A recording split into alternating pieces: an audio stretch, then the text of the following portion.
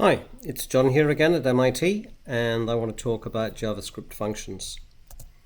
So let's take a look at our first declaration of a function. So how do we declare functions? Well, there are two methods. The first one, we say var add. So now add is a reference to something, and in this case it's going to be a reference to a function. So we have a name value pair just like we've had before, but now the name refers to a function. So the value is a function. And if you type into your console add, and you've defined it like this, it'll just return to you this string, function A, B, etc. Okay?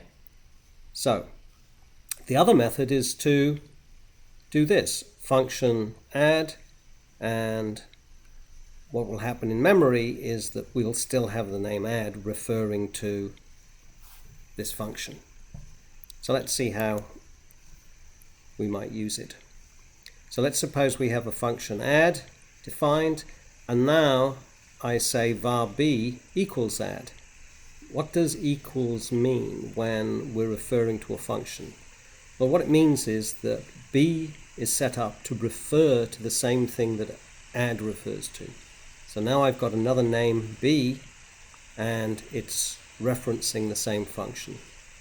So this function can be fired, and the way you fire a function is by having these smooth brackets.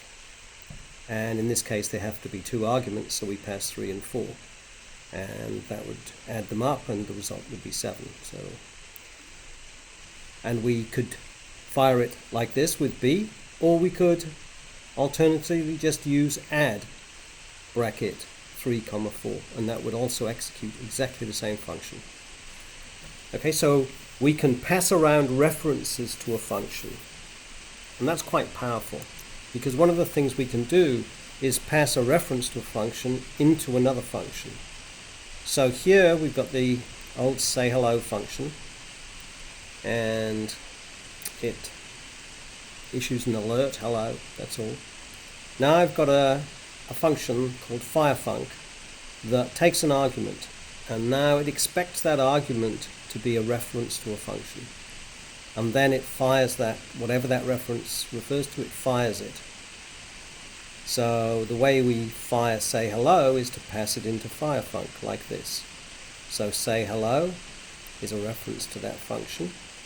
Now inside firefunc we've got this temporary a, so this temporary name, this temporary reference, and I've given it a dotted outline here to show that it's just a temporary thing that lives inside this function.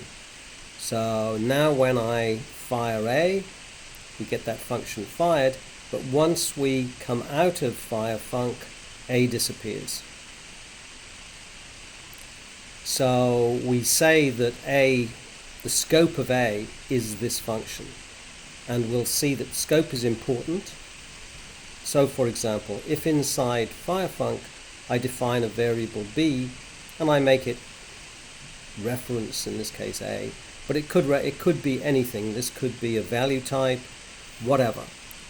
The lifetime of this b is this scope, just inside the curly brackets. While we're inside there, we've got this variable b exists, and in fact we've got this 1a too. But once we leave this function, they disappear. So their scope is said to be inside this function. And typically in JavaScript, we use functions to, if you like, partition our code so that things only live within a certain scope, and we can make sure they disappear. So we try not to have too many global variables. We try to control their lifetime, because JavaScript has a garbage collector and will retrieve this space, will clean up after these things go out of scope. These will disappear and the memory will be freed up.